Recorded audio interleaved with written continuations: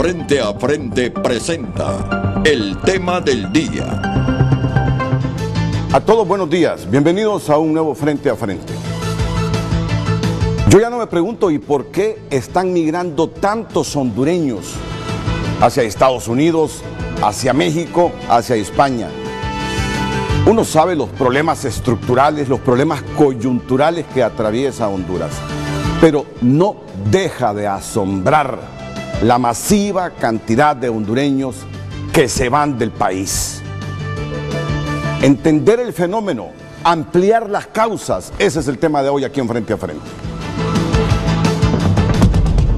Frente a Frente presentó el tema del día. Desde el Centro de Noticias en Televicentro para Honduras y el mundo, a continuación, el foro líder de la televisión en Honduras. Frente a Frente con Renato Álvarez.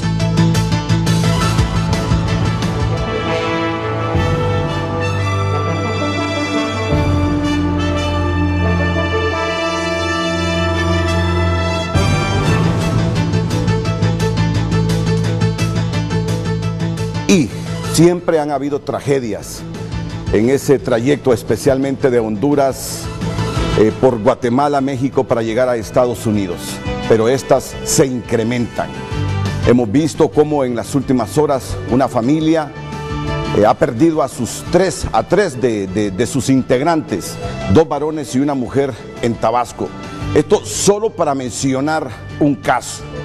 Son infinidad de casos. Y aún con esos riesgos y aún con estas vivencias, la gente sigue escapando, sigue yéndose.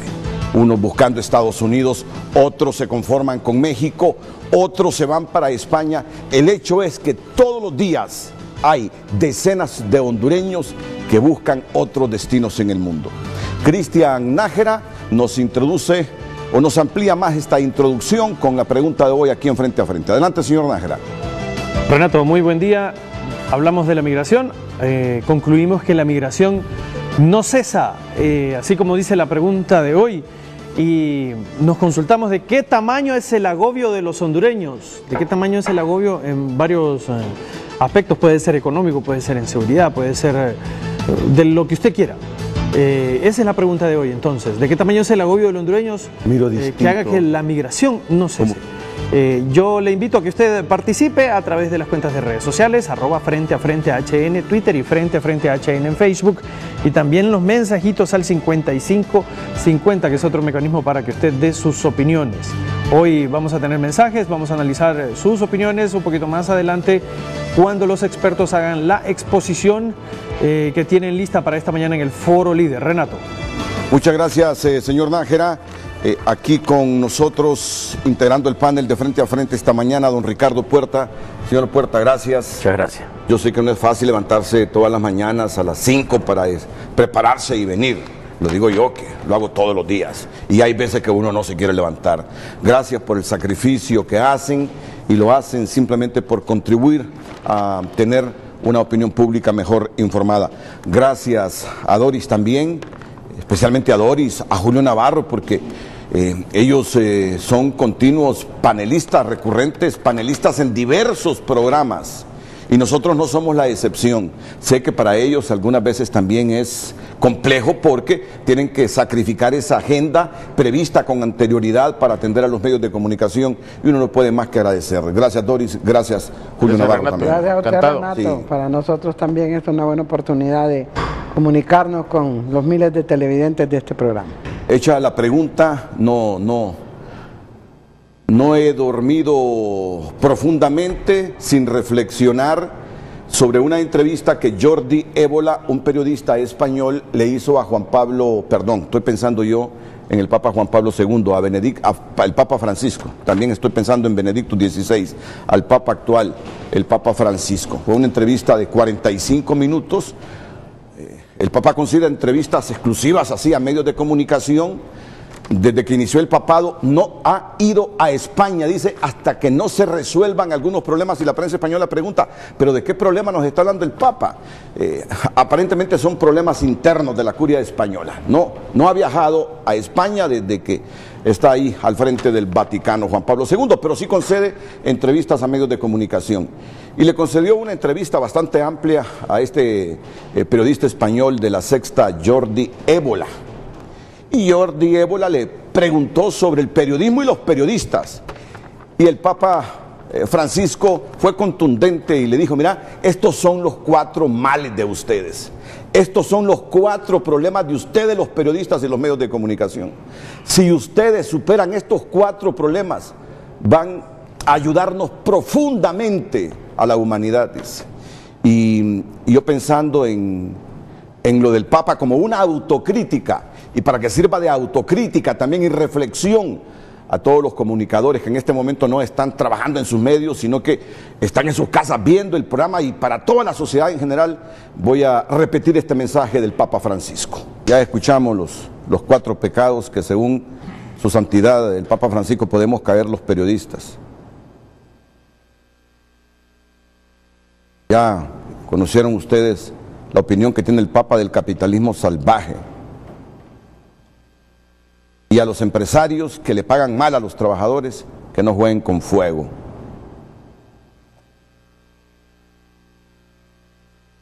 Bueno, como buena parte de los hondureños profesan la religión católica, no está de más reflexionar y hacerse una autocrítica.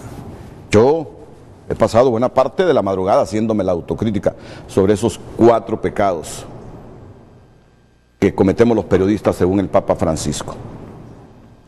Y es bueno hacerse la autocrítica. ¿Qué le parece esas reflexiones del Papa Francisco, Julio Navarro? Sumamente aleccionadoras, Renato, y yo creo que el Papa ve que la información que se maneja hoy en día en el mundo a diferentes niveles puede ser un medio importante para crear otro tipo de conciencia en la población.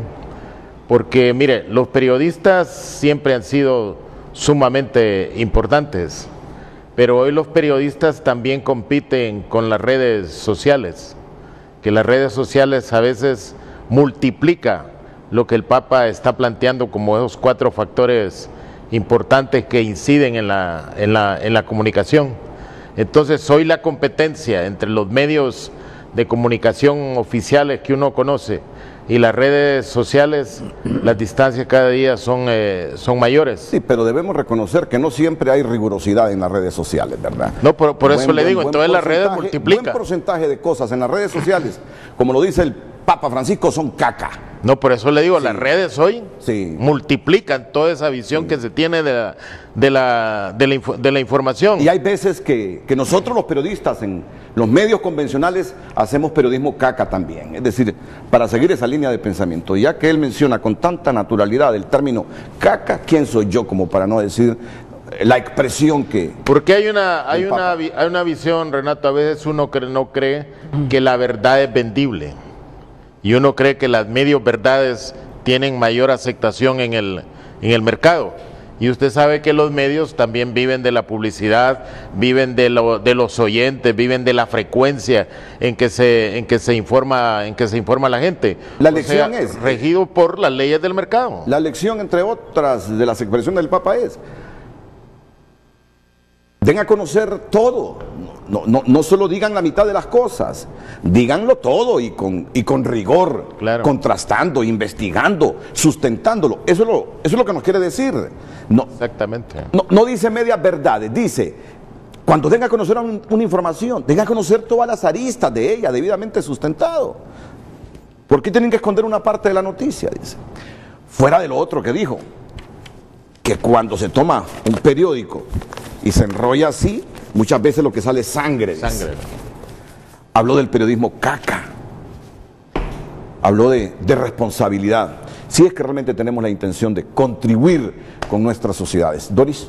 Bueno, sí, definitivamente no podemos negar el enorme poder de los medios de comunicación como una forma no solamente de informar, sino también de orientar. y sí tenemos que hacer una reflexión muy profunda sobre inclusive cómo las diferentes estructuras del Estado o las diferentes estructuras privadas hacen uso de estos medios muchas veces para distorsionar la información, para manipular la conciencia de las masas, para distraer sobre problemas fundamentales y colocar temas que realmente no son del interés de la mayor parte de la ciudadanía. Entonces creo que es sumamente importante esta autocrítica también para nosotros, los que en alguna medida generamos información, porque nuestra palabra, nuestra opinión, de alguna manera también es analizada por las personas que nos escuchan. Y muchas veces nosotros, y se lo digo también autocríticamente, por complacer a algunos colegas, les digo yo, aunque yo no soy periodista, por complacer cierta actitud de sensacionalismo y de querer llevar la primicia y de querer decir yo fui el primero, también nosotros muchas veces trasladamos informaciones que no están debidamente comprobadas, que no son objetivas, y podemos caer en estos 4 vicios que menciona en la también calumnia, el Papa Francisco. La claro calumnia, sí. Ese es otro de los y es pecados. una de las maneras que se están utilizando ahorita para denigrarse. Y ese es otro de los pecados del periodismo y que Doris asume también de mucha gente, la calumnia en los medios de comunicación. Y en Honduras, calumniar es sinónimo de buen líder obrero. Calumniar es sinónimo de buen líder gremial. Calumniar es sinónimo de excelente periodista, pro pobre, prosocial. Desafortunadamente, ¿verdad? Calumniar es sinónimo de periodismo valiente. Calumniar es sinónimo, ese periodista sí vale la pena. Difamar sin comprobar, sin sustentar, sin investigar. A eso se está refiriendo el Papa Francisco. Qué bien que la autocrítica no sea no solo de nosotros los periodistas, sino que de la sociedad en general, como los 4 pecados que el Papa específicamente nos lo dice en la cara a través del periodista español Jordi Évora. ¿Qué piensa don Ricardo Puerta? Bueno, yo creo que cuando estás hablando, lo primero que me viene a la mente es que los medios de comunicación evidentemente hoy en día siguen siendo el 4º poder en todos los estados, independientemente de la naturaleza que sea ese estado. Si es un estado que conculca derechos o es un estado que de verdad deja pensar a la gente y expresarse. Ese es el primer punto. Me vino a la mente también un informe reciente, desgraciadamente está en inglés, de la RAND Corporation, que el título traducido al español es La verdad en decadencia. De la RAI. RAND. Ah, bueno, pensaba que era de la cadena italiana televisiva, correcto. No, RAND Corporation. Muy bien. R-A-N-D. Sí. Un ejemplo que me parece importante, hay personas que son públicas, en otras palabras, que tienen influencia en terceras personas en una forma masiva, que no importa la noticia que tenga, con tal de que la noticia del día sea esa persona. Eso me parece un vicio enorme. Y el otro punto es que el periodismo digital se ha convertido en una especie de preperiodismo de lo que va a salir mañana en la prensa impresa y en la radio y en los comentarios. Y entonces, como las redes no tienen controles, porque hasta ahora yo no he visto una forma de regular eso, todo lo que estás diciendo, lo que dijo el Papa de los vicios, se cumplen perfectamente en las redes sociales. Entonces, ahí caemos en una trampa, porque el insumo inicial de lo que va a salir mañana como noticia y comentario sale hoy a partir de las 6 de la tarde en el periodismo digital. Y eso es un periodismo completamente abierto, donde caben esos 4 vicios que dijo el Papa. Que me gustaría repetirlos, si apenas dura el mensaje como unos 2 minutos y tenemos 1 hora 35 minutos todavía de espacio para debatir este tema. Antes que el Papa, en el infierno del Dante, los calumniadores no están bien posicionados. Sí, el Dante Alighieri en la Divina Comedia, la calumnia, ¿verdad? Sí. Terrible, ¿verdad? Y sí vamos a tener tiempo de repetir esos 4 pecados que según el Papa estamos cometiendo los periodistas. Y cuando aquello no teníamos la tecnología de hoy. Claro. No la conocí, geográficamente está distante de Honduras, pero como la voz sí la escuché, porque yo soy uno de los aficionados a la radio española y a la radio en general, a las buenas radios, y considero que la radio de España es una radio que a mí me enloquece por su profesionalismo. Es decir, hay radios militantes o periodistas militantes en España. Que cada día madruga para... Por favor, todavía no, ¿verdad? Cuando pida yo el video, vamos con la muerte de una periodista de 49 años hoy, que trabajó hasta hace unas semanas en la COPE, o trabajaba en la COPE. Lo que pasa es que por su enfermedad tuvo que ausentarse hace unas semanas de la radio. Es la radio de la iglesia en España, la COPE, pero igual trabajó para Cadena SER, trabajó para otras cadenas radiofónicas nacionales en España. 49 años esta joven. ¿Saben cómo se llama? Paloma Tortajada.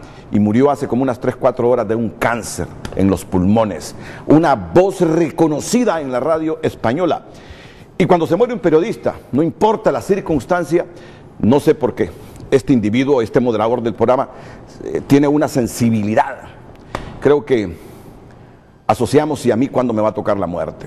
Yo lo primerito que pensé cuando escuché la información de que se había muerto Paloma Tortajada, esta reconocida periodista radiofónica española, dije, y a mí cuándo me va a tocar, ¿verdad? Es que ustedes no saben las presiones, las tensiones, los fluidos que hay con este asunto del periodismo, y sobre todo cuando hay pasión, cuando a la gente le gusta el periodismo, cuando vive todos los días y a cada minuto del periodismo de lo que está ocurriendo. Solo quiero pasar esta breve nota de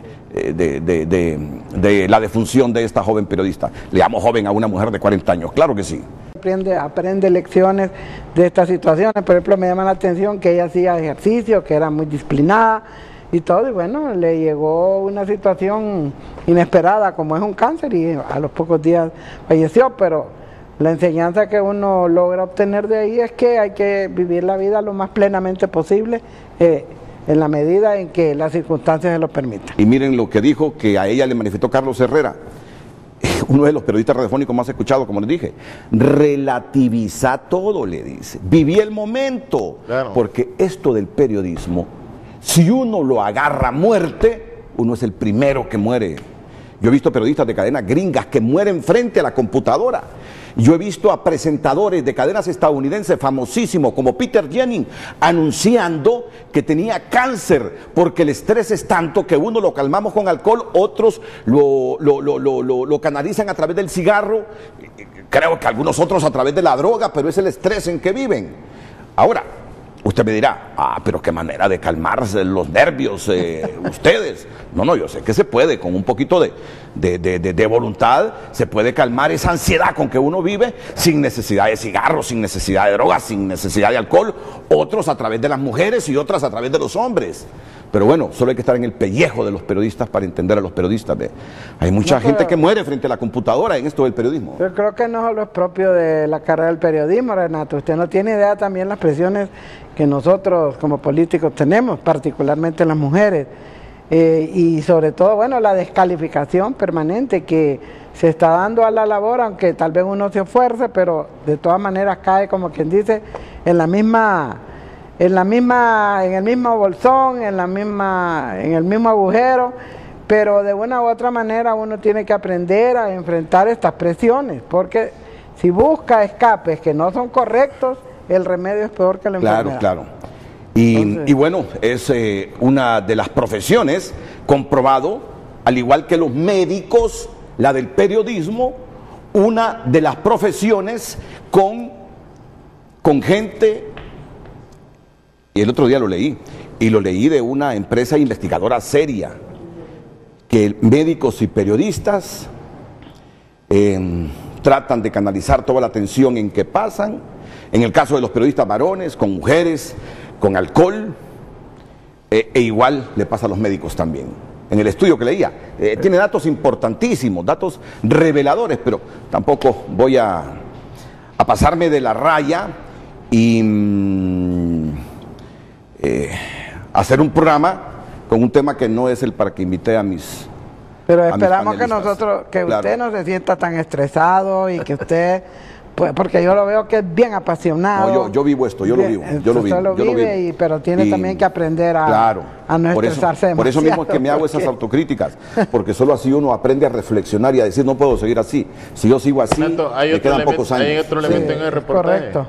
Hay un alto grado de compañerismo, de comunicación. Sí. Y mire, y es una forma de divagar las ansiedades. Sí. O sea, la comunicación, la plática interna, a veces hasta el bullying interno que uno se hace le sirve para disipar. Bueno, con el permiso de ustedes me he atrevido y con el permiso de la empresa también, porque la empresa debe saberlo, yo solo así funciono, haciendo cosas que me dicta mi estado de ánimo, mi corazón, mi alma, mi cerebro en momento determinado para recargar baterías. ¿Sí, don Ricardo, para terminar?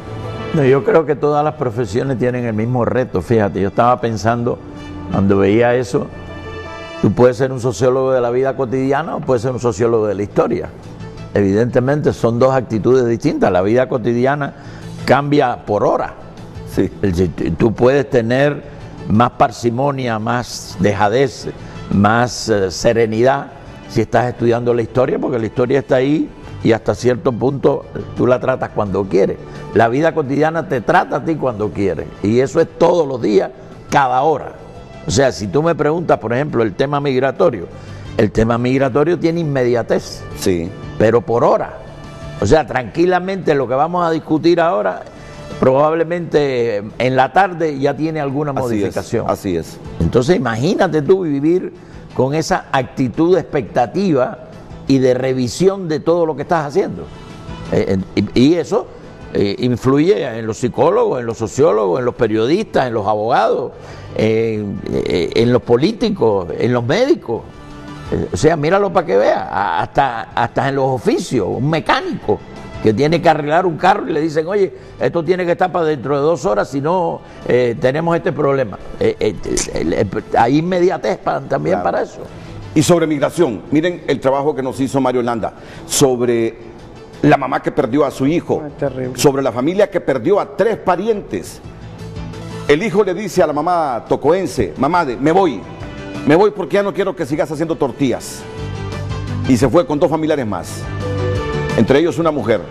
Los asesinaron allá en Tabasco después de salir de una tienda donde estaban comprando alimentos. Esta es la historia que nos sirve de introducción y luego vamos a ir a la pausa comercial para comenzar el debate. Y él me dijo, mami, yo no quiero que haga tortillas. Con esa expresión se despidió de su madre el pasado 18 de abril, el joven Kelvin Edimar Ortiz Domínguez, que vio truncado su sueño al ser abatido junto a otros 2 familiares en Tabasco, México, luego de salir de una tienda donde compraban alimentos. Porque mi oficio, no me da pena decirlo, yo hago tortillas para vender. De eso me mantengo. Y él me dijo, mami, yo no quiero que haga tortilla. Le digo yo, ay, hijo, esa es mi vida, le digo yo.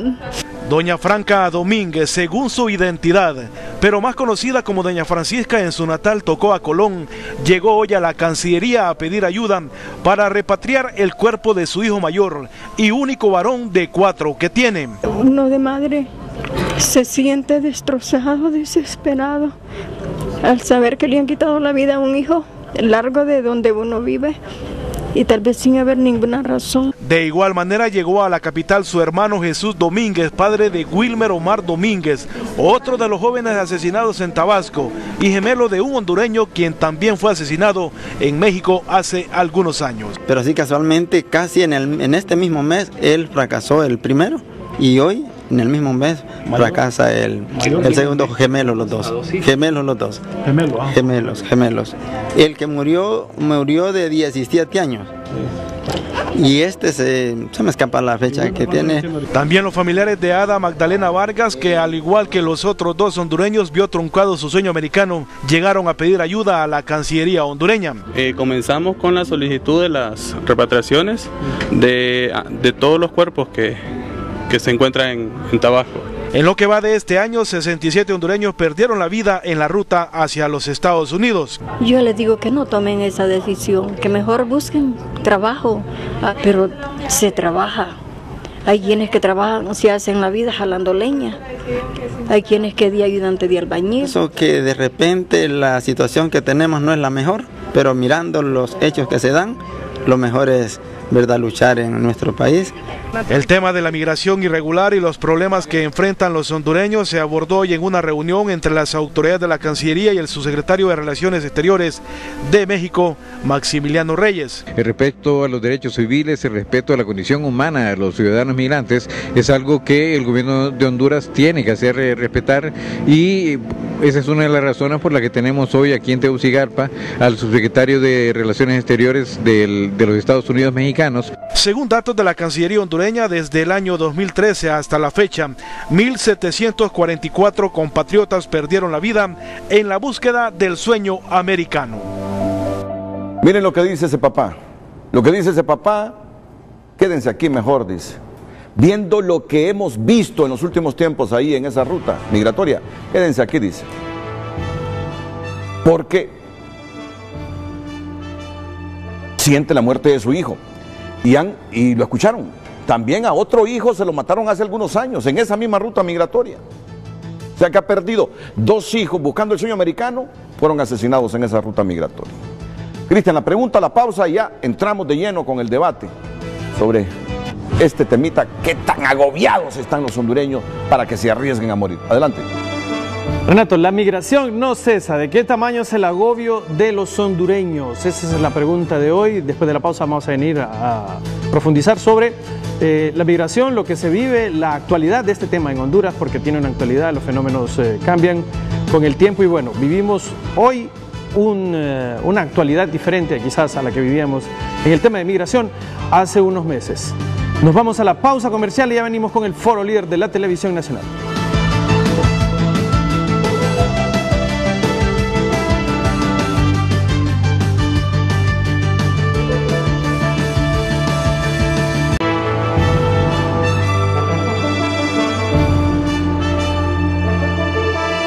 Bueno, don Ricardo, ¿cómo entender que aún y con la cantidad de muertos hondureños en esa travesía para los Estados Unidos, a la gente no le importan los riesgos y sigue migrando? Mira, cuando uno mira la migración lo tiene que mirar desde 2 perspectivas que se complementan. Una es las condiciones que tú tienes en tu país de origen. En otras palabras, hasta qué punto lo que tú estás sintiendo, viviendo en tu país de origen, te dice que te quede o te vayas. Entonces vamos a darle a eso los factores de expulsión. Y después los factores de atracción, el sueño americano, la ilusión que tiene la gente que se va para España, o sea, la imagen que se tiene del lugar de destino. Evidentemente ahí hay otro camino en el medio que se ha vuelto trágico, que es el tránsito, sobre todo si lo que estás hablando es llegar hasta la frontera de Estados Unidos y México por tierra. Evidentemente no tienes ese riesgo cuando te vas a España, por ejemplo. Pero vamos al punto principal, que es el que nos preocupa. En estos momentos se han unido 2 fuerzas que antes no existían parejas. Uno es el coyotaje, que era un sistema por goteo relativamente secreto, continuo, donde la gente se arreglaba para irse sin documentos a Estados Unidos. Y la caravana, que prácticamente empezó en octubre, aunque hay discusiones si ha habido caravanas antes, pero desde un punto de vista de un fenómeno masivo, mediático, la caravana empezó en octubre del año pasado y prácticamente no ha parado. Yo te diría que todos los días la caravana es un continuo, no es como antes. Y ahí viene un punto fundamental. Como es masiva, es mediática, tiene acompañamiento de todo, incluyendo el crimen organizado y la gente de derechos humanos. La gente se cree que porque va en grupo va protegido. Y ya ves lo que a este individuo le pasó, que entre paréntesis no le pasó en la caravana, le pasó porque estaba en una tienda. A 3. Bien, es decir que en ese sentido este caso no es un caso de muerte durante una caravana. Y eso lo tenemos que analizar. El otro punto es que México inicialmente se aperturó, se abrió a la migración, hablando de protección de derechos humanos y de protección al migrante. Eso evidentemente contrasta con la intención del Ejecutivo de Estados Unidos, que lo ve como una cosa de seguridad y de seguridad de frontera, que inclusive quiere militarizar, y de hecho lo está haciendo. Entonces, en ese sentido, México no tiene la capacidad para institucionalmente respaldar lo que quiere hacer. ¿Por qué? Mire, en México hay bolsones, y si la memoria no me falla, más de un centenar de bolsones donde el Estado mexicano no manda. Pero mire lo que está pasando con México. Está arreciando las redadas de hondureños. Y Trump amenazando ayer: les voy a cerrar la frontera, mexicanos, se las voy a cerrar. Ahí lo que estás diciendo es que México está volviendo a una situación que había antes de excepción, que era el programa de la frontera sur, que entre paréntesis era un programa clandestino que funcionaba en México porque habían unos militares de Estados Unidos y unos militares mexicanos que estaban de acuerdo de hacer eso, pero el dinero no entraba por el presupuesto nacional de México. Y México, desde el año 15, del año 2015 a hoy, pasó de ser, Estados Unidos era el país que más deportaba, y México pasó a ser el país que más deportaba, sustituyendo a Estados Unidos.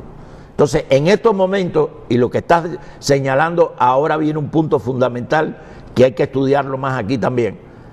La frontera de México y Estados Unidos es la frontera más cara o de más dinero, de valor que hay en el mundo. En el año se intercambian mercancías de México para Estados Unidos y de Estados Unidos para México 675.000 millones de dólares al año. Al día es 1.800 millones de dólares. Estamos hablando de una situación ahora que en la frontera antes había que esperar 4 horas para pasar una rastra. Hoy hay que pasar la rastra, hay que esperar 7 horas, porque personal que se dedicaba a hacer el tráfico de mercancía se ha tenido que ocupar ahora de la caravana por el tráfico de gente. Entonces, en ese sentido se ha disminuido el apoyo al comercio para darle apoyo a la seguridad, que en ese sentido a mí me parece que Estados Unidos, y ahí voy a hacer una crítica, tiene una exageración. Esto no es una invasión, como dice Trump, porque la gente que está yendo a Estados Unidos no tiene entrenamiento militar, no tiene ninguna idea de crear un problema. Es más, nunca ningún terrorista probado que ha habido en Estados Unidos, incluyendo desde las Torres Gemelas hasta hoy, ningún terrorista ha pasado por la frontera de México.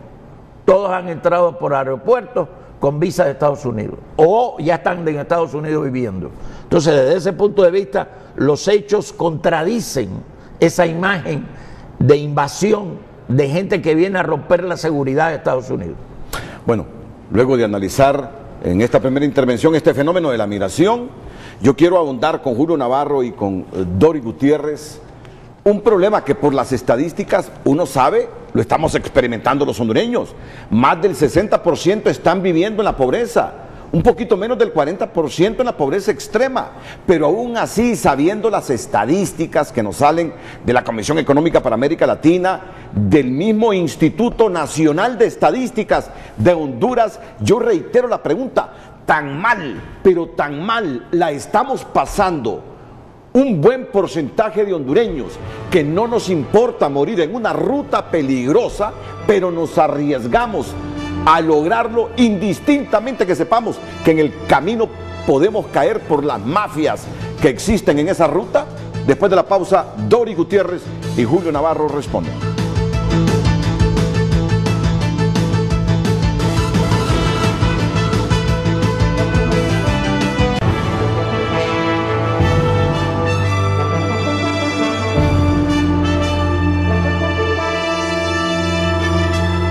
¿De qué tamaño es el agobio de los hondureños? Esa es la pregunta de hoy. Del tamaño de la factura de la EH, del tamaño de la inseguridad, del tamaño de la canasta básica, del tamaño de la corrupción. Es tan grande la desesperación que los hondureños prefieren morir en el intento por llegar a Estados Unidos que seguir en el país, dice Ibis Ponce.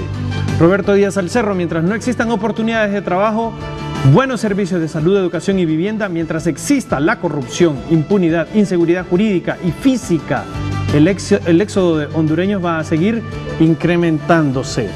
Noel Almendares, el pueblo de a pie ya no aguanta tanta corrupción a todos los niveles. El alto precio de la luz, el dinero caro por los altos intereses, sueldo de hambre. Yo fui uno que salí, dice. ¿De qué tamaño es el agobio de los hondureños? La verdad, hay muchos factores. La corrupción implacable que impera en todo Honduras, la falta de empleo, la inseguridad, el alto índice de impuestos, la luz y combustibles más caros. Renato, ¿en verdad nadie se da cuenta de estos problemas? Si me invita a su foro hablamos, dice el abogado Alan Alvarenga Alvarado. Está invitado. Ok, ahí está la invitación. Paul Cepeda dice, tergiversan las palabras que dijo el Papa en Frente a Frente. En Honduras la calumnia y la difamación la realizan los medios formales que no dicen la verdad. Como por ejemplo, la verdad de TH dice, fraude electoral, etc. Benditas sean las redes sociales que nos permiten accesar a la verdad. Ex candidato a diputado por el Partido Liberal, Paul Cepeda. Ronnie Amador, buenos días Renato, lo felicito por los temas que toca. Con todo respeto para doña Doris, a los diputados no les interesa el pueblo, solo para pelearse por puestos en el gobierno para ellos y su familia. ¿De qué tamaño es el agobio de los hondureños? El oficialismo puede dar datos positivos en salud, educación, seguridad, pero la migración refleja la realidad del país. Alto índice de pobreza, desempleo y empleos con salarios paupérrimos que no ajustan ni para pagar la energía eléctrica. Mire que este tema de la energía eléctrica, mucha gente coincide en redes sociales. Corrupción y energía eléctrica, mira que son los que más dominan el panorama. Randy PD, el agobio es la decepción de que te quitan la tortilla, las esperanzas, y te das cuenta que hay forma de morir o triunfar. Que hay otra forma de morir o triunfar, migrar a otro lugar. Siempre ha habido pobreza, pero hoy no hay medicinas. En las escuelas solo son pisto con tareas de internet, sin trabajo. Tengo un par de mensajes todavía. Marco Guzmán dice, estamos muy mal. Las oportunidades son 2 en 100. Muy difícil vivir acá. Y dice José Gilberto, el capitán Rivera, mi respuesta puede causar un poco de hilaridad, pero quiero dar mi humilde opinión. ¿Se han preguntado por qué solo compatriotas de las zonas urbanas se están yendo en caravanas? Mi conclusión, se van muchos con problemas delictivos. Los rurales trabajan, urbanos migran o huyen, se pregunta el capitán Rivera. Así las redes sociales hasta ahora, Renato. Bueno, rápido, antes de la intervención de don Julio Navarro y Doris Gutiérrez, usted tiene las estadísticas a flor de piel. Los rurales, la gente de la ruralidad de Honduras no migra. Sí migran, pero evidentemente el número absoluto, la proporción es menor. Pero no quiere decir que la migración no ha llegado al campo. Por ejemplo, en el sector cafetalero, hay cafetaleros que teniendo finca, emigran. Y yo, que conozco todo este norte de Francisco Morazán, aldeas, términos municipales de Francisco Morazán, señores, solo vayan a ver las remesas que se traducen en las mejoras de viviendas en todos estos pueblos al norte de Francisco Morazán. No hay hombre. O sea, vayan a Renato, no agarren para el ancho, váyanse para, cuando van por Talanga, agarren la carretera que va para El Porvenir y todos esos municipios. Y verán ustedes, La Ermita, por ejemplo, es una aldea de Talanga. Cada casa es un negocio. Ahí todos los negocios son remesas. En esos pueblos, verán ustedes, construyendo viviendas, los papás y mamás mejorando sus viviendas a puras remesas. En la ruralidad hay una migración tremenda también. Julio. Bueno, Renato, hasta 1990 emigraban fundamentalmente urbanos. Con la devaluación para acá, que los símbolos de estatus, de población de clase media rural, que más o menos vivía bien, se encarecieron, comenzaron a migrar. Ejemplo, los olanchanos, que comenzaron a irse, no gente pobre de Olancho, sino que gente más o menos acomodada, que la devaluación lo había hundido en sus condiciones de vida. Entonces, hoy es muy difícil uno trazar fronteras, que quienes migran más o quienes migran menos. Pero yo quisiera plantear lo otro, Renato. Yo quisiera dar la pregunta un poco al revés. ¿Qué tan grande es la esperanza del hondureño que arriesga su vida para mejorar sus condiciones de vida. Y quiero ver yo que gracias a Dios, mire, gracias a esos migrantes que deciden irse a Estados Unidos, los que nos falta valor en Honduras para irnos, vivimos en condiciones no extremas. Renato, preguntémonos, ¿qué fuera de Honduras si no entraran 4.500 millones de remesas al año a este país? ¿En qué condiciones viviríamos? Por eso uno debe condenar que hay gente que trata de criminalizar, de descalificar al hondureño que decide irse a Estados Unidos para cambiar sus condiciones de vida y hacer que sus parientes sobrevivan acá. Es trágico, Renato, cuando uno ve los casos que usted mostró hoy de personas desesperadas por sus parientes. Y es aquí donde debemos de reflexionar. Mire, el Estado de Honduras, todos nosotros nos beneficiamos de las remesas. La buena vibra que tienen los bancos hoy Honduras se alimentan también de los porcentajes que pagan en esas remesas. Hoy que está Doris acá, miren, el Congreso debía de haber una iniciativa de que por lo menos de ese 4.500 millones que pagan, un 0.02% debería de destinarse a crear una fundación para auxiliar a todas esas personas retornadas o todas las personas que pierden sus seres queridos en el trayecto.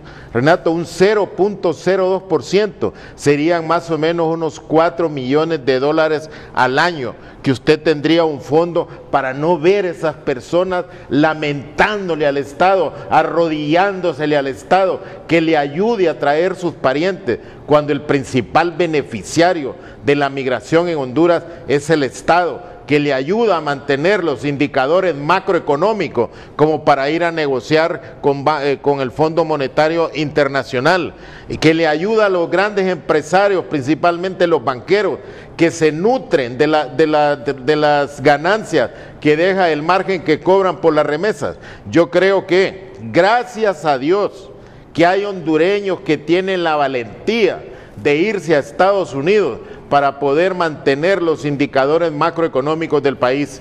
Si no entraran 4.500 millones de dólares al año, puede hacer que hoy en día el empira costara 700 lempiras por $1, y eso tendría un efecto catastrófico en el poder adquisitivo de la población.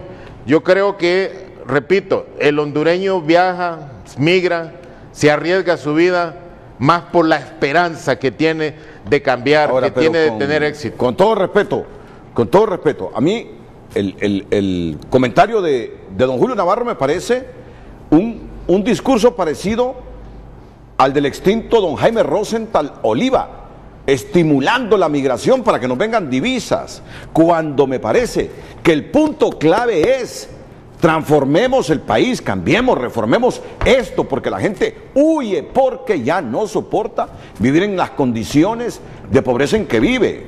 Ok.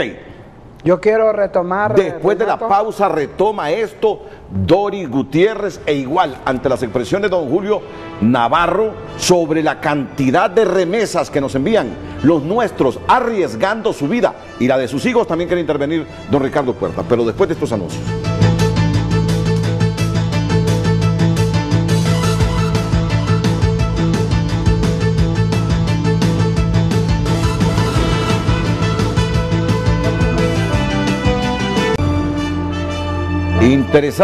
Interesantes aristas que se derivan de esta pregunta que ha formulado Cristian Nájera, que rápidamente, para que tengan oportunidad de exponer todos sus pensamientos, nuestros panelistas. Cristian, leamos así estos mensajes. Sí, ¿de qué tamaño es el agobio de los gobiernos? Es la pregunta. El agobio de los hondureños es la pregunta.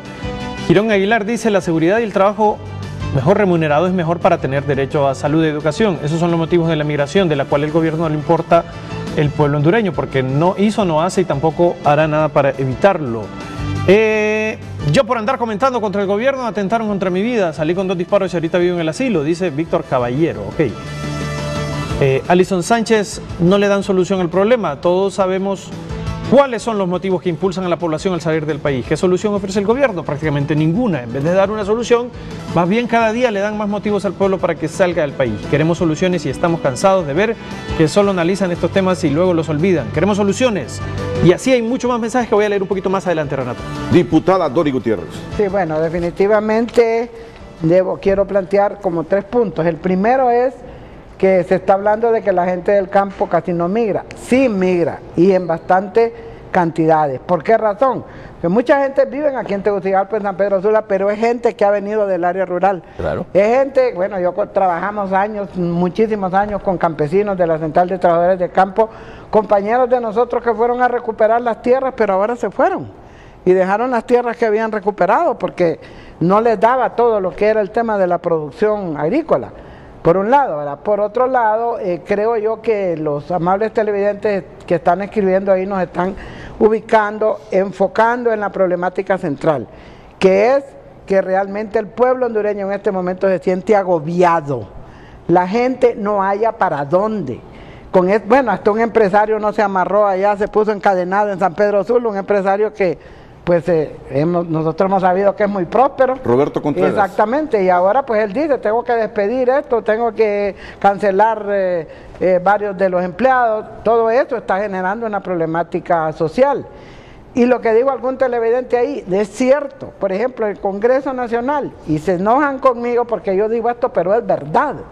Nosotros como representantes del pueblo ahí, no hemos sido capaces de resolver el problema de la EH, del aumento tremendo que se está dando a los costos de la energía eléctrica. A mí me lo dice el señor que vende naranjas, el otro al que le compro tomates, la señora que hace tortillas. Doña Doris, hagan algo porque nosotros ya no aguantamos esto. Y no lo está diciendo solo la gente que apenas medio subsiste, lo están diciendo también los empresarios.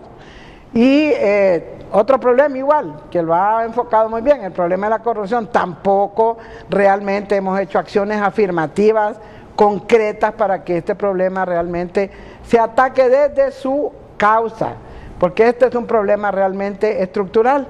Y finalmente quiero referirme a un estudio que hizo el Consejo Hondureño de la Empresa Privada. Creo que ustedes deben conocer alguna parte de este estudio, parece que no lo han publicado todo, con un sector importante que son los millennials. Los millennials son las personas que están ubicadas entre los 21 y los 38 años, que es la población económicamente activa.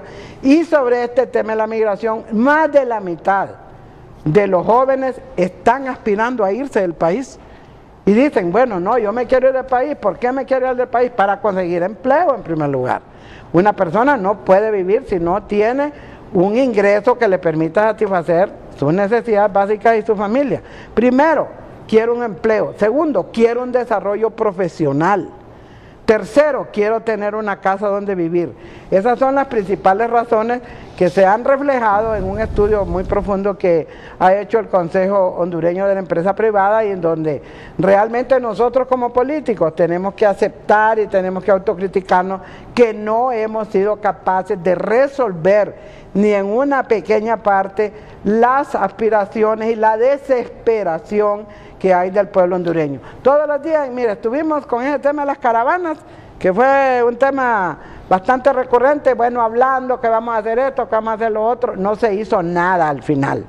En el tema de, por ejemplo, la atención a migrantes, nosotros hicimos incluso un convenio con Relaciones Exteriores para ver si ayudábamos a capacitar a la gente, pero ¿qué pasó? Convocaban 150 migrantes que vinieron, unos con las manos, unos discapacitados, otros que le perdieron una pierna. La gente no llegaba a las capacitaciones porque no sentían una esperanza, no hacían nada con ir a recibir una capacitación si después ellos no podían generar o emprender una empresa, por ejemplo, que les permitiera, si no tener un trabajo formal, por lo menos dedicarse a la economía informal. Y eso yo creo que es un reto enorme que tenemos nosotros y es una deuda permanente que tenemos con el pueblo. En el Congreso no le estamos resolviendo mínimamente a la gente sus desesperaciones en este momento. Una pregunta que te quiero hacer, sí. Dori. ¿Cuántas comisiones hay en el Congreso? Creo que son 36. Ahorita, bueno, en la ley orgánica tienen como 29, pero después agregaron una que es la de ayudas humanitarias, contingencias y todo, pero no hay ni un centavo ni para poder hacer ninguna acción. ¿Hay alguna comisión que esté estudiando migración? Ninguna. Ya, me lo dijiste. Tenemos una comisión de relaciones exteriores y, bueno, yo quiero hacer autocrítica también. Las comisiones deberían ser un enlace con la sociedad para enfrentar la problemática. Hay una comisión de energía 1, otra comisión de energía 2. Salieron ahí diciendo que iban a derogar el contrato de la EH, después ellos mismos se contradijeron, que no, que ellos no podían hacerlo. Al final, esa comisión no contribuyó a resolver el problema que la gente está gritando todos los días, cada vez que les llega el famoso ese recibo de la energía eléctrica, y seguimos nosotros hablando y hablando, pero no actuando para resolver los problemas. Yo voy a poner esto en perspectiva porque esto de lo rural y lo urbano quiero resolver esa disyuntiva. Miren, en la década que va del 90 al 2000, la gente empezó a migrar del campo a la ciudad. Correcto. En la década que va del 2000 al 2010, Honduras por primera vez en la historia tiene una población más urbana que rural. Pero ahí hay un punto interesantísimo. La gente que vive en Tegucigalpa puede ser que hace 10 años vivía en el campo. Así es. En la zona rural. Y cuando se mudaron a la ciudad, no se mudaron, y ahora viene un punto fundamental que se le presta muy poca atención, no se mudaron con la familia extensa. Se van los mejorcitos y los otros se quedan detrás en la zona rural. O sea, la migración campo-ciudad rompe con la existencia de la familia extensa en la persona que migra y se va a un sitio que nunca ha vivido y que va a vivir por primera vez sin familia extensa. Entonces, imagínate lo que eso supone en términos de las ilusiones que tiene de vida, la esperanza que tiene de vida. Ese individuo está listo para irse para cualquier lugar en menos de 10 años, que es lo que está sucediendo ahora. O sea, en ese sentido, la gente se va en una forma desesperada, no ve la luz al final del túnel, y cuando se mudó del campo a la ciudad vino con la ilusión de quedarse viviendo en la ciudad, pero en la ciudad no puede vivir, tiene a veces 2 y 3 chambas y no puede comer lo que tiene que comer para mantenerse, porque el salario no le da ni siquiera para llenar los 3 campos de comida. Entonces, en ese sentido, hay que pensar en la migración campo-ciudad. Segundo, el mejor producto que tiene Honduras para exportar no es banano, no es camarón, no es melón, es la gente. No hay ningún producto de exportación de este país que produzca, y no son 4.500, son cerca ya de 4.800 millones de dólares al año. No hay ningún producto, y si los combina tampoco llegan a 4.800. Bien, entonces desde ese punto de vista hay una especie de dejadez en el sentido de que si nosotros no recibimos remesas no tenemos estabilidad financiera, porque nuestra balanza de pago es negativa, está constantemente perdiendo dinero, que si no llega el dinero de la remesa, el huecazo que produce no se puede llenar ni con impuestos. Ese es el otro problema que tenemos. Hay una baja tasa de impuestos y la gente que tiene más dinero no paga impuestos. Aquí el que paga impuestos es el individuo que recibe un salario porque se lo dan por descuento, se lo quitan por descuento. Entonces no hay una relación entre trabajar y tener bienestar en la familia. El otro punto es el siguiente, el asunto de los millennials, por ejemplo, que lo está señalando. Es interesante esa población porque esa población pudiera vivir trabajando en su casa. Claro que sí. Por el conocimiento que tiene de informática. Y sin embargo se quieren ir. O sea, no les interesa ni siquiera trabajar a distancia. En ese sentido. El otro punto. Si Honduras redujera la tasa de pobreza que tiene, que es alrededor del 66%, redondeando números, que son 2/3 de la población total. Si redujera a un 20-25% la pobreza, tendría que tener, según las proyecciones de los economistas, por 10 años seguidos, un crecimiento mayor del 6% anual. Sostenible. Del Producto Interno Bruto. ¿Cuál es el porciento de crecimiento que tenemos del PIB? En el mejor de los casos, 4%. Que eso no da ni para llenar el crecimiento vegetativo de la población. Los que nacen. En el sentido de que todos los años se crean nuevos, todos los años se crea está en el mercado laboral una población que llega a la mayoría de edad y no encuentra empleo. Entonces, en ese sentido, el crecimiento que tiene Honduras no da ni para llenar las necesidades del crecimiento de la población vegetativa. Entonces, la pregunta es, esa es una. ¿Estamos creciendo al 6%? Evidentemente no. Pero ahora viene el punto. Si creciéramos, ¿y qué haríamos en esos 10 años mientras tanto? ¿Le diríamos a la gente que no se fueran tampoco del país? Así es. Entonces, estamos hablando de ilusiones, sobre cosas que no tienen fundamento real. Y ahora viene otro punto. Estados Unidos es el único país del mundo que tiene estas características. Tiene 12 millones de indocumentados permanentemente en su territorio que no legaliza. Y de eso hace años, de los cuales 330.000 son hondureños. Entonces, imagínate tener 12 millones de personas ahí. Y ahora viene un punto interesante. Estados Unidos tiene una economía tan potente que crea empleo que no puede llenar con la gente que tiene ahí adentro, incluyendo los 12 millones. En ese sentido hay 680.000 puestos de trabajo todos los años que en Estados Unidos no se pueden llenar a menos que se traiga inmigración. Llega inmigrante. El día que Estados Unidos en la frontera produzca el enganche con los que llegan para conseguirse un empleo permanente en Estados Unidos, yo te digo que empieza a resolverse el problema migratorio, pero tiene que ser una migración ordenada, legal y segura. En estos momentos eso no existe. Lo que existe es una industria de explotación que más o menos en el año 2010 eran 6.000 millones de dólares. En el año 2010, imagínate lo que es ahora. Te diría que es alrededor de 8.000 millones de dólares.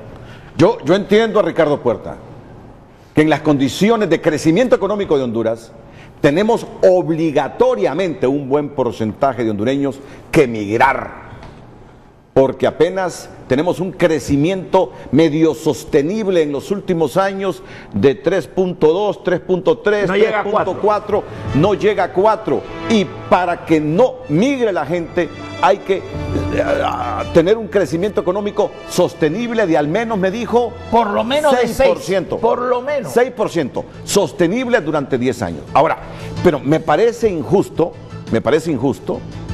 que tengamos una política solapada que medio se dice por ahí, lo dijo Rosenthal Oliva cuando vivía, lo dice Julio Navarro, que tenemos y que es bueno migrar porque la gente que migra nos envía al menos 5.000 millones de dólares en remesa que sostiene la economía.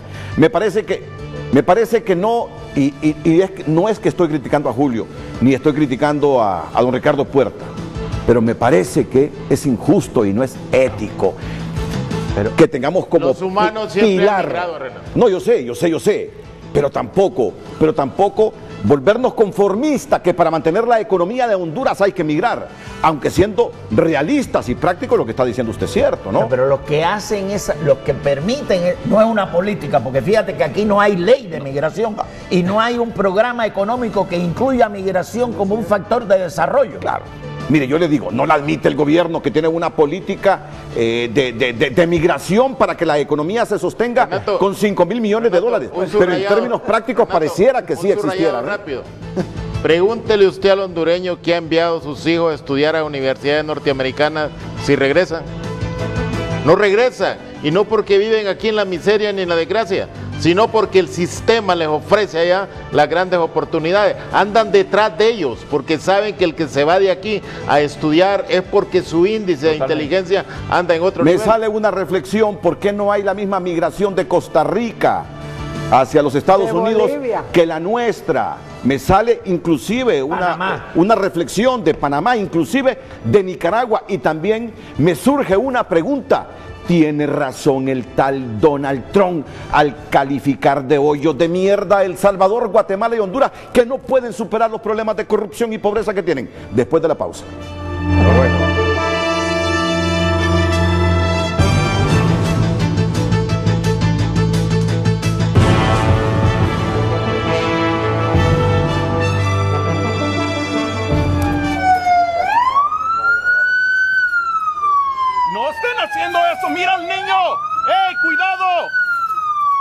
con el niño! ¡Cuidado con el niño!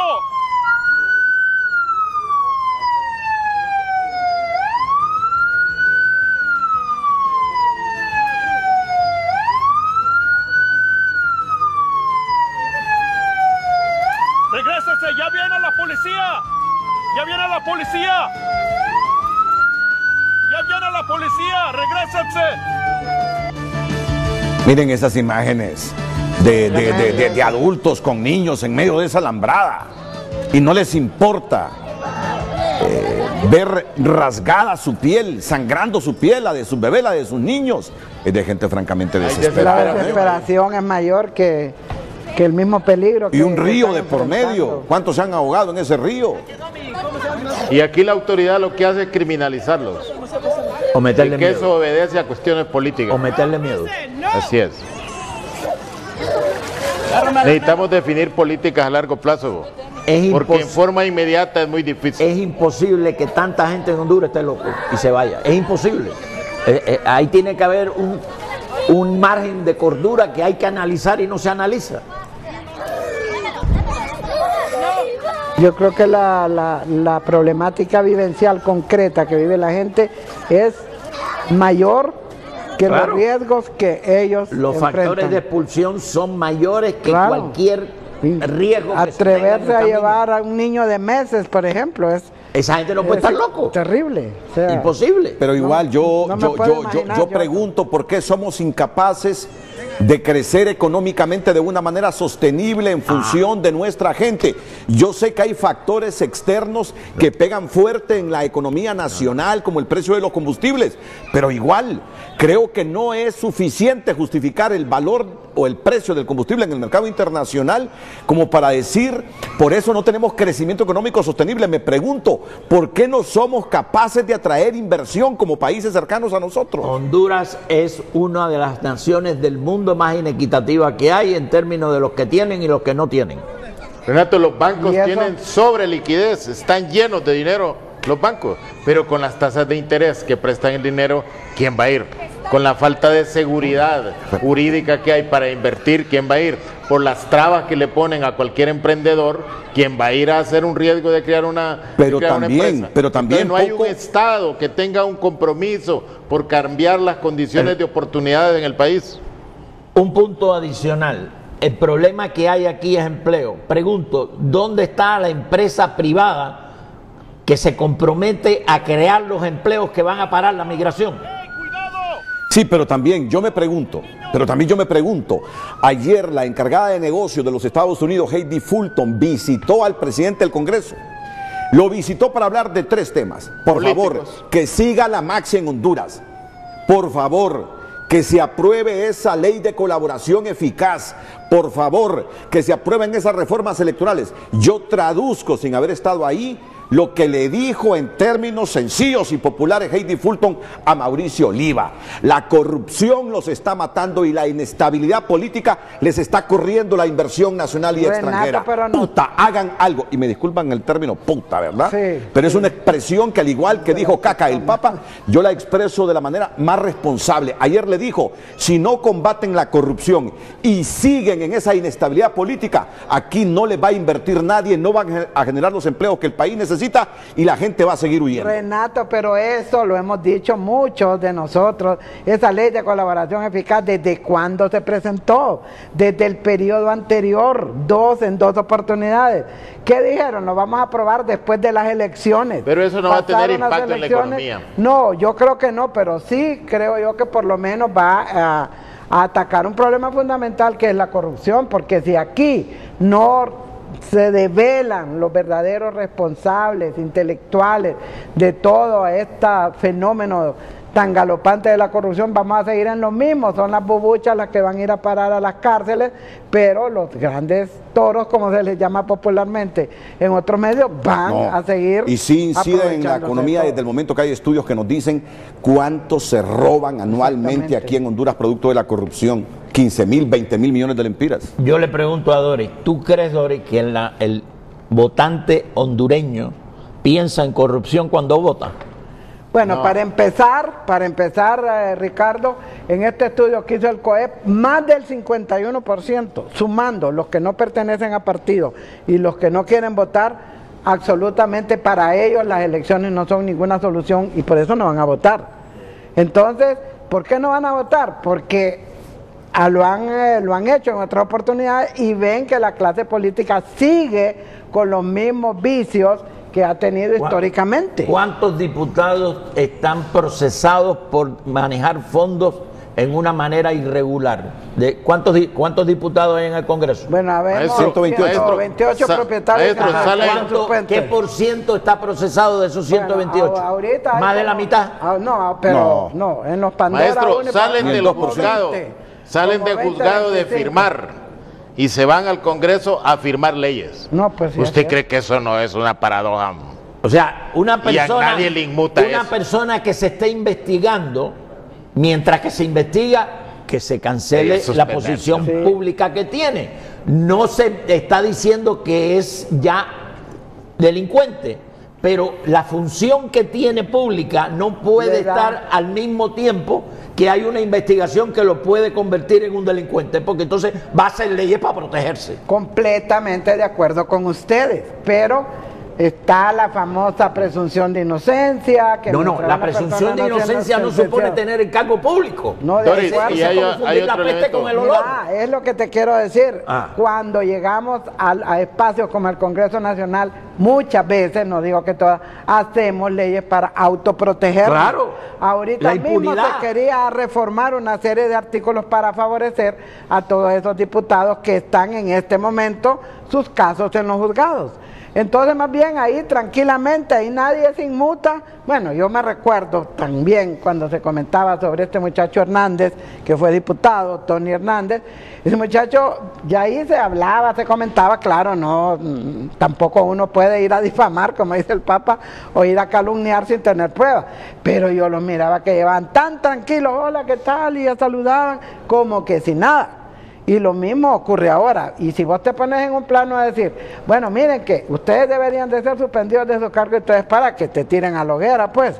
Pero yo estoy de acuerdo, como decía la Madre Teresa de Calcuta, cuando uno es funcionario público o representante público, deja de ser privado y tiene que someterse al escrutinio público. ese derecho- Y por ética, uno debería decir, o debería de emitir una ley en el Congreso que diga, se suspende temporalmente de sus funciones mientras es investigado. Pero eso, para que eso se apruebe, está como camarón. No, Porque ahí porque están es que tienen que anunciando aprobarlo los mismos que están procesados. Exactamente, o sea, como quien dice, le estás dando las lechugas al conejo. Renato, Como aquí- están aquí diciendo usted que va a ver. van a denunciar otros 40 diputados, o sea que prácticamente nos vamos a Usted va quedar a ver sin aquí, Congreso. Renato. Los norteamericanos suspendieron la cuenta del milenio. ¿Ha hecho algo el Estado? Y el factor Para que mejorar los impide indicadores. reactivarla es la corrupción. ¿Ha hecho algo el Estado? No. Por eso ahorita dice Estados Unidos, no les vamos a dar los 1.000 millones que le íbamos a repartir. ¿Qué dice el gobierno? Está bien, si ese dinero no lo manejamos. Yo hice una pregunta, tiene razón Trump cuando califica a El Salvador, que cuando califica a El Salvador con ese término, está calificando a Honduras y a Guatemala. Hoyos de mierda, dice, que se les da dinero para que traten de reducir la pobreza, se les ayude en esto, se les ayude en lo otro, y no generan riqueza para que la gente no huya de sus países. Pero ahí yo voy a poner un elemento Ok. histórico. Cuando el asunto de los contras, te estoy hablando del año 1983, la paz de Esquipula, etcétera, etcétera, ahí se acabó una economía de guerra que teníamos en Honduras, y esa economía de guerra era mayor que la economía normal que teníamos, y ahí era cuando había que entrar de lleno en el asunto migratorio, 83. ¿Cuándo entraron, cuándo empezaron a prestar atención? En el 98 con el Mitch. Pasaron 15 años y no se hizo nada. Desde el Mitch hasta ahora, ¿qué ley de migración hay? Ninguna. ¿Qué política de migración hay que sea parte de un programa de desarrollo económico del país? Porque hay una cosa cierta. Si tú miras los problemas fundamentales que tiene Honduras, no aparece migración. Pero cuando tú te pones a analizar de por qué de esos problemas, la migración siempre aparece como un factor explicativo de los problemas. Entonces, la migración hasta cierto punto es un problema de segundo piso, pero que está presente en todos los problemas nacionales que hay. Por ejemplo, corrupción. Mire, estamos hablando aquí de remesa. Hay cuestionamiento de que alrededor de 800 millones de dólares de remesas llegan al país y no se sabe de qué fuente lo mandan. Y son remesas que llegan. El sistema bancario lo recibe ingenuamente. Y hay que admitir que Estados Unidos también es corresponsable, porque cuando uno en Honduras dice corrupción, asocia inmediatamente pobreza. Y a esa es responsabilidad de nosotros resolver la corrupción aquí para reducir la pobreza, es responsabilidad de nosotros, pero uno no puede obviar que hay un problema de narcotráfico por la droga que consumen los estadounidenses, que ellos también son corresponsables de que estos países hayan vivido en guerra por ese tema. ¿Quién era el socio principal de los contras cuando estábamos en medio de la Guerra Fría en los años 80? Estados Unidos. Pero el hondureño que era Mata, y que tenía una línea aérea, que transportaba armas, que le daba apoyo a los contras, y los Estados Unidos formaban parte de eso. Ahora la pregunta es, ¿qué legado dejó eso en la economía hondureña? Muchos de los problemas que tenemos ahora. La economía hondureña nunca más se levantó después de eso. Y eso solo sirvió para desestabilizar a un gobierno que crea usted en izquierda o no la crea. Al final sirvió para que perdiera las elecciones Ortega ante la Chamorro, sin demeritar que el propio Ortega cometió sus errores y que la revolución no generó las expectativas en el pueblo de Nicaragua. Pero claro que sí son corresponsables los norteamericanos, Renato, en estos problemas nuestros. Las iniciativas que lleva la encargada de Estados Unidos a ir al Congreso, ninguna de ellas va orientada a reactivar la economía. Todas van orientadas al problema del modelo político y a la falta de aplicación judicial. Pero ninguna iniciativa está interesado en los Estados Unidos en crear oportunidades de empleo en Honduras, en diversificar las importaciones, no tanto las exportaciones como tal. No, tenemos una fijación sobre el modelo político hondureño y en eso nos entretenemos todos. Yo discrepo con Julio. Yo creo que la señora cuando va y dice que continúe la Maxi, apoyemos a la Maxi, creen la ley de colaboración eficaz, es porque sabe que la corrupción es un flagelo que está deteriorando la economía de Honduras. No digo eso. Pero ¿cuándo llegó la Maxi al país? Hace que 2 años y medio, casi los 3 y de ahí para abajo no existe historia. Fíjate que las tres cosas que presenta ella es como si la historia no existiera. Estamos empezando la relación con Estados Unidos y llega aquí una misionera que nos está diciendo lo que tenemos que hacer. Por favor, usted representa un gobierno de que un montón de cosas que yo tengo en el país como problema están aquí porque ustedes nos metieron en el rollo y nosotros aquí aceptamos ese rollo. La responsabilidad es nuestra, no es de afuera. Pero lo que sí es cierto es que desde afuera vino la tentación. Sí, pero tampoco quieran ustedes que Estados Unidos nos regale 10.000 millones de dólares para resolver nuestros problemas. Que son corresponsables y son corresponsables. Mire, y también este programa que crearon de la Alianza para la Prosperidad, que es un programa que es para 3 países, Honduras, Guatemala, El Salvador. Nosotros fuimos a una evaluación, varios diputados del Congreso, de varios partidos políticos, y la conclusión fue sencilla: no se han cumplido los indicadores de parte de los gobiernos para poder generar fuentes de empleo. Termino que con es esto. el primer componente que tiene ese programa de Alianza No para me la Prosperidad. pueden negar que la inestabilidad política de la última década o un poquito más de la última década en Honduras ha incidido en falta de inversión y que la ausencia de inversión no genera empleo y que cuando no hay generación de empleo se multiplica la pobreza y que la pobreza induce a la gente a huir para buscar mejores oportunidades. Yo voy nada más en Tegucigalpa, hay 2 inversiones famosas, la de la Embajada Americana que son 23 millones y el edificio ese gigantesco que están haciendo ahí en la Plaza Cívica. ¿Qué otra inversión hay? Y las 2 son públicas. Las dos, una de una embajada y otra del gobierno de los Estados Unidos.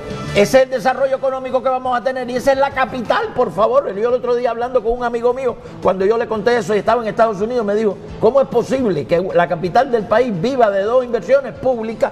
Eso es un sistema capitalista del libre mercado. Yo no estoy defendiendo a los Estados Unidos, pero no pueden negar que esa ambición desmedida, perniciosa y enfermiza de los últimos presidentes de quererse quedar más en el poder, comenzando desde Mel Zelaya, nos tienen una crisis política que ha incidido en la falta de inversión en Honduras. Vamos a la pausa. 82, porque también... bueno, con Rosuco también, está bien. Honduras brilló en Frente a Frente. Renato Álvarez, más cerca de usted. En Cayos Cochinos, en Pico Bonito, en La Ceiba, en el lago de Yojoa, en Santa Bárbara, en San Lorenzo, en Amapala. Frente a Frente marcó la pauta en Destinos Honduras 2019. Frente a Frente, liderazgo total por Canal 5, el líder.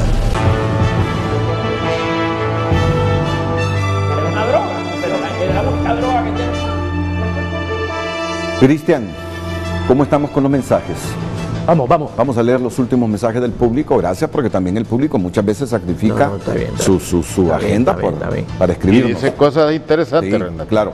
Así que vamos con el señor Nájera y los mensajes que recibimos en nuestras cuentas de redes sociales.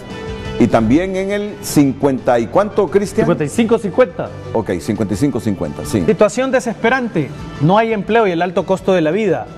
Aunque estos son secuelas de todos los gobiernos corruptos que hemos tenido, no solo el actual. Mientras no tengamos un par de expresidentes en la cárcel, esto no cambia. Se necesita sentar precedentes. ¿De qué tamaño es el agobio de los hondureños? Porque la migración no cesa. En vez de preguntar sobre el tamaño del agobio, deberíamos preguntar qué tan grande es la discriminación en Honduras, tanto laboral, sexual, religioso y hasta político. La Rojita Bella dice, del tamaño de la pereza que tienen, del tamaño de la actitud, del tamaño de la creencia en Dios. Los demás nos agobia a todos. Si me quedo esperando que el gobierno me resuelva los problemas, emigro. Ok, y le voy a leer este de Héctor, que dice, la realidad de la migración, la situación en nuestro país es grave. La cantidad de desempleo, la falta de oportunidad para los jóvenes es tan grave que la esperanza en cada joven se perdió, y la peligrosidad en la travesía migratoria pues es que aquí también te extorsionan, también te acribillan, también te descuartizan, también te matan y venden tus órganos. Entonces, ¿qué te queda? Pues jugártela migrando para poder tener un trabajo, para poder tener salud, para poder comer 3 tiempos de comida, porque en Honduras solo comes uno. Esa es la realidad de nuestro país. Así la gente se expresa en redes sociales, Renato.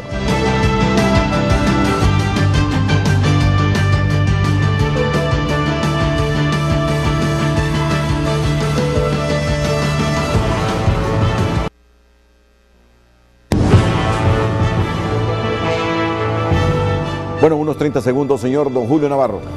Renato, yo quisiera aprovechar que la energía ha agravado la situación de Honduras y hacerle un llamado al Congreso Nacional que convoque a todas las empresas que le venden energía eléctrica a Honduras y que logre un proceso de negociación de los precios, ya que el Ejecutivo no toma decisiones concretas que puedan conducirnos a eso.